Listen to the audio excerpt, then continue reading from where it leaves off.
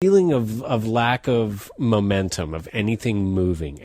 It's like purgatory. Just like you sit and wait, like as if you'd be in a waiting room, except that you're waiting for months. Sometimes people wait for years. You just wait. When I first come into the rubber room in the mornings, I look at the papers. Then I look through my bag. I usually stick bills and stuff, my checkbook. You just kind of go there, you sign in, you sit down, you stare at the wall. You get into a conversation with somebody, you make a phone call, you check your stocks if you want. Some people play cards, some people gossip, some people have portable VCRs, they look at movies. And there were a lot of people who would just kind of bring in pillows and would sleep all day. No lesson plans, no homework, no papers to grade, no dealing with parents, no dealing with screaming kids. And indeed, there are teachers that have been in the rubber room for years, collecting a salary for a job that they're not doing. And for some people, that's not so bad.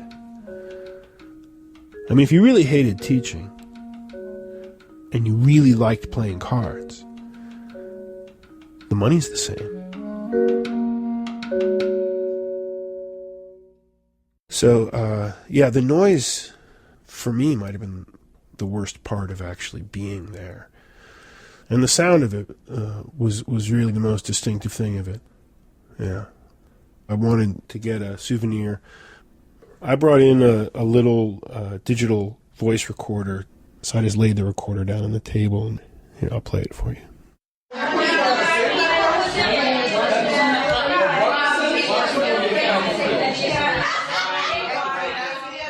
It's very crowded.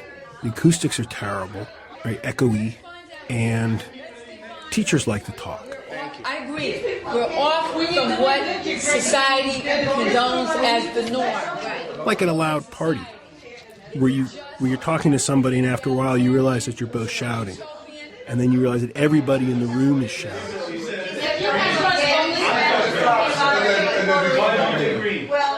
It's really difficult to sit there and try to read or get anything done when people are yelling or fighting or screaming over, a missing bottle of jelly in the refrigerator. You have people that are in denial. You have people that are angry. You have people that have shut down. You have people that have introverted into not even speaking.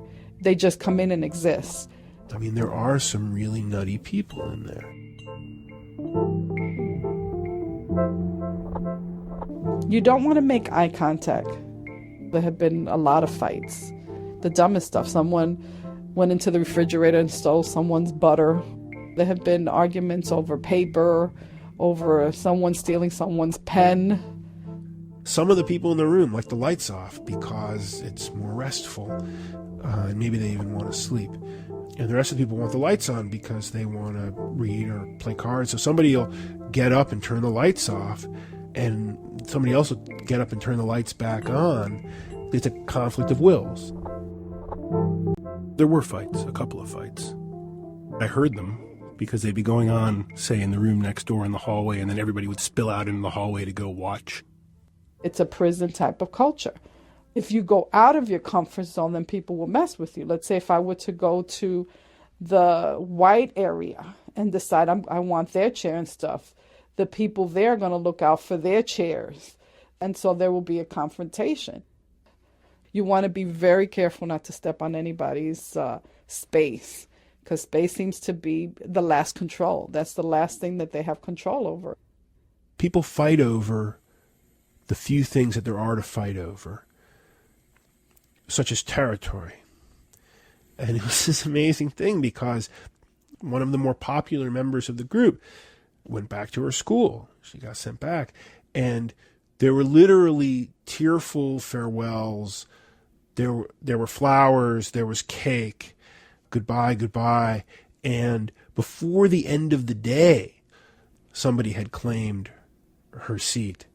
And everybody had kind of moved up in the pecking order territorially.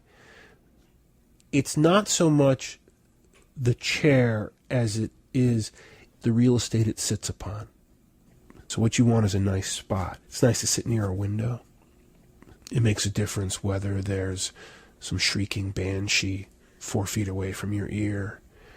It makes a difference whether the light fixture flickers.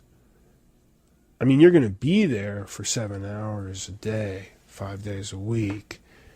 You know, you wouldn't think it would make so much of a difference. But you're there for a long time.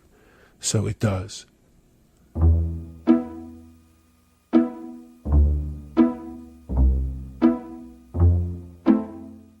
The strangest feeling is getting up in the morning with a purpose, taking a shower, brushing your teeth, having that first cigarette, getting on the train, dealing with all these commuters, to show up to work to do nothing. And I think it's made that way. I think that's kind of the point. They punish you with boredom.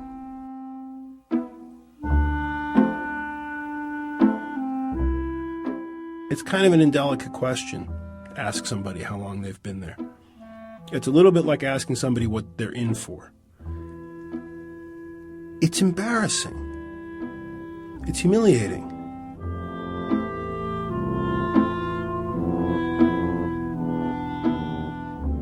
After about a week of going there and reading all day, you begin to realize that there is no cavalry. There's no one coming in your defense. There's no one beating down the door saying, "Give us back our teacher." There's no one making phone calls to, clear your name. And that's when it hits you. That's when you realize, holy crap, I could be in here indefinitely. When you first start out, you're in denial and you're sort of frozen. You have no emotion. I think that went on for me for maybe 2 to 3 months. And then after 6 months, at that point, we had our summer vacation. You come back and then you get angry all over again. Here you are, starting again, yet a new school semester in this limbo. The thing with the Department of Education, it's such a large system. 1 million kids, 1 million students. I mean, if you begin to think about it, it's staggering. Yeah, there's 70,000 teachers. So, even if 700 have these Kafkaesque things happening to them, that's still only one in 100. Wait, that is a lot. 1%. It's hiding.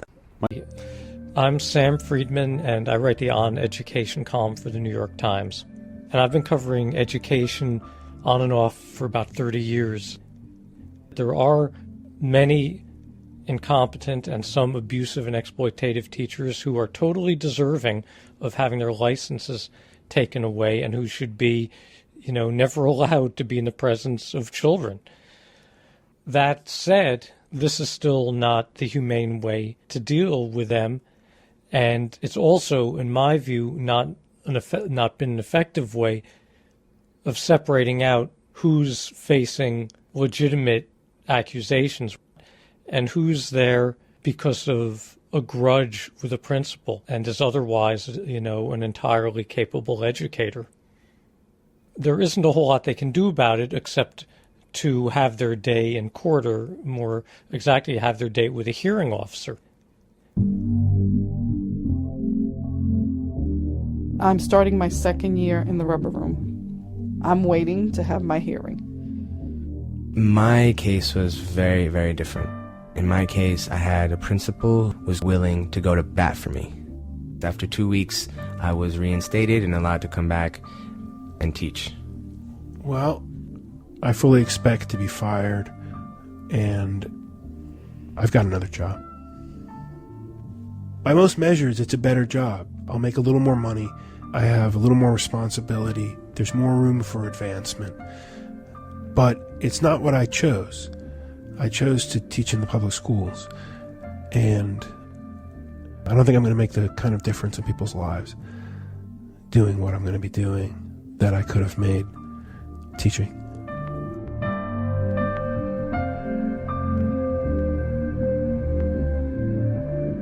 Our story on The Rubber Room was produced by Joe Richmond, Samara Friedmark, and Ana Yancy Diaz-Cortez of Radio Diaries. Their website, where you can hear their stories for absolutely free, radiodiaries.org. The movie